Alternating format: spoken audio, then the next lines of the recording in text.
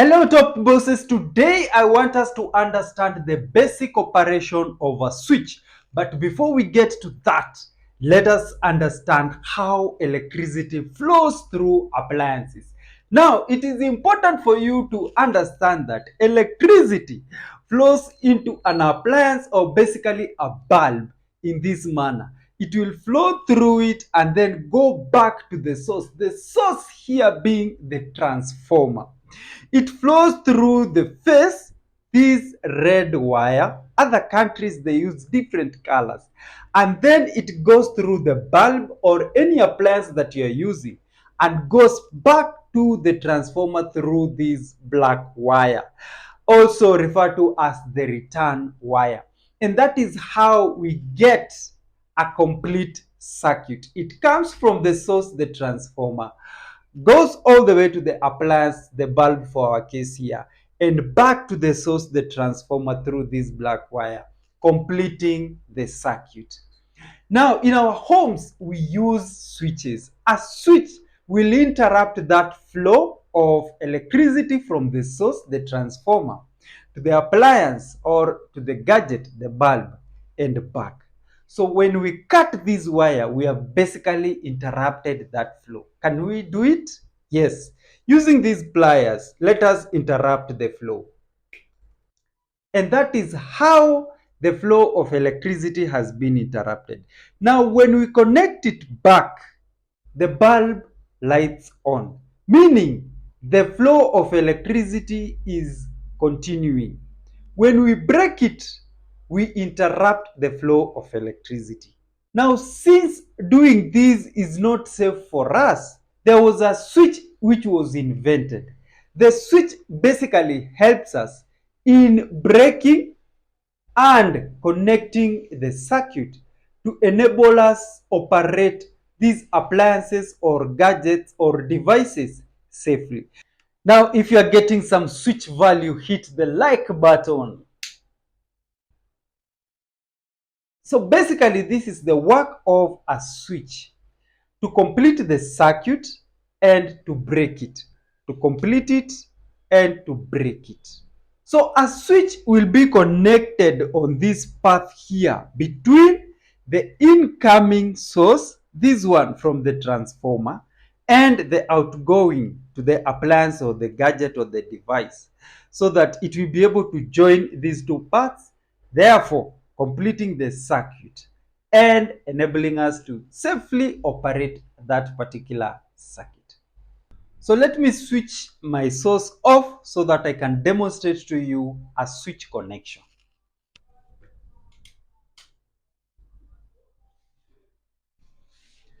So this is a switch, and this switch is referred to as a one-way, one-gang switch. It is one gang because, as you can see, this switching gear is only one. There are other switches which are two gang, three gang, four gang, and so on and so forth. Meaning, for each gang, it is operating either one bulb or one lighting source or one circuit, or if it's for two gang, it is operating two light sources, three gang, three lighting sources, four gang, four lighting sources, or four lighting circuits.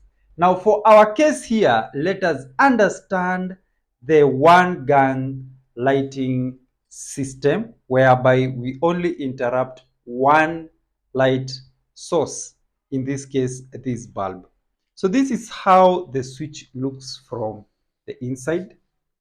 We have the L common, we have the L out or the L1. Now to connect to our circuit here, we connect from the source here, the L common, and then the one going to the bulb, we connect it here, so that we have what we refer to as a complete circuit once this switch is switched on or off. Okay. So for these wires, we will have to connect them like that, so that we have one coming in here and another one coming in here.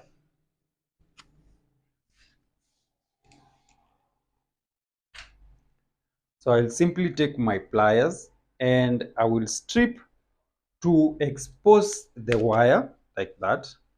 Just a simple stripping like that, making sure that my source is off, and then I will simply expose that part there.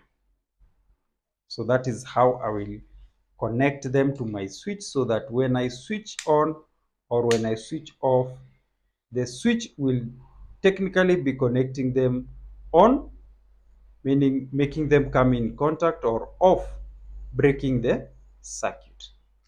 So now when you look at this setup here, the source is definitely this one where we connect to the L common. So this is the common, and then this is the L, or the out, or the outgoing to whatever appliance we've connected, gadget, or probably in this case, our bulb. So let us connect it. So having this wire, I'll use my switch here. This is the one coming from the source. The source in this case, I am connected it to my electricity source in the workshop. I'll simply insert it there. That is the source. And then I will simply use my tester and screw that point there. So you can see that is where we have the L common, and the wire that is coming from the source there, I connect it there and make sure that I screw it well.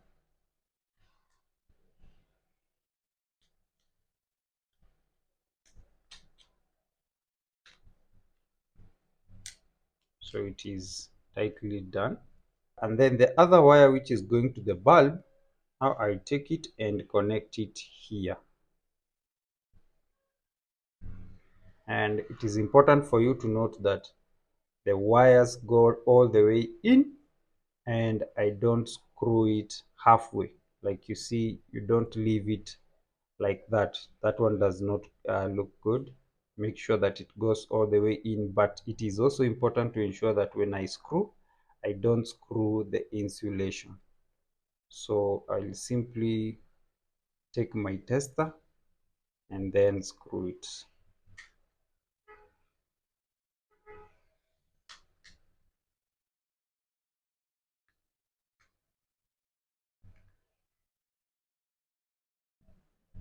So after it is tightly done, we're good to go.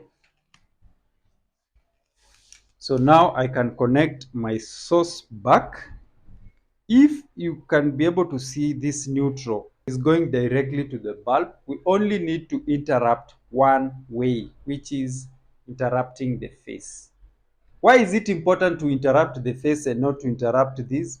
Because that way we will cut the supply of the live connection to the bulb, or the face connection to the bulb. Remember I said this one is only a return path to the source or the transformer. So that means our bulb is already on. Now if I switch it like that, it is off. So now it makes our operation very safe whenever we switch on or operate our bulb. So you don't need to risk an electric shock. And that is basically how a switch operates. Now going to other types of switches, we have already set a foundation for the switching. Now something else that I would wish to emphasize is on the position of the switching gear, or this gang.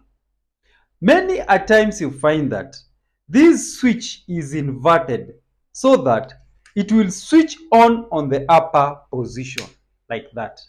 That is not a good practice, and it is not the standard of operation of any switch, because a switch is supposed to be on the lower side, meaning when you switch it on, you are pressing on the lower side.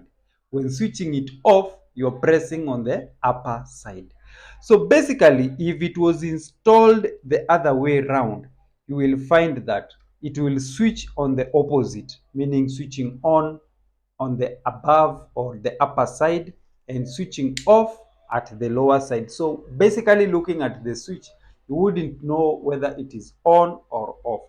This is about the one-way switching, with an exception of the intermediate switches and also the two-way switches. Now, when it comes to a one-way switch whereby you only have one switch that is operating one light source or several light sources, and you're using only one switch, the practice is to ensure that the switching is happening at the lower section. That way, when you switch it on, you press it on the down side, and pressing it off, you press it on the above side. If the switch was installed opposite, or when screwing it was turned, then it will not look good, and that is not the practice. Now, there are other types of switches which can be used to operate the same bulb, but they are different and have different functions. For instance, we have a one gang two-way switch, and this is how it looks like. At the back here, instead of only having one connection here at the top and another single connection here, like for the one way, we have the two connections here. This is important for two-way lighting system whereby a single bulb can be operated by two different switches. And I already did a demonstration for such, whereby you have one light bulb or one light source being operated by two different switches like this one, and this is referred to as a one gang two-way switch.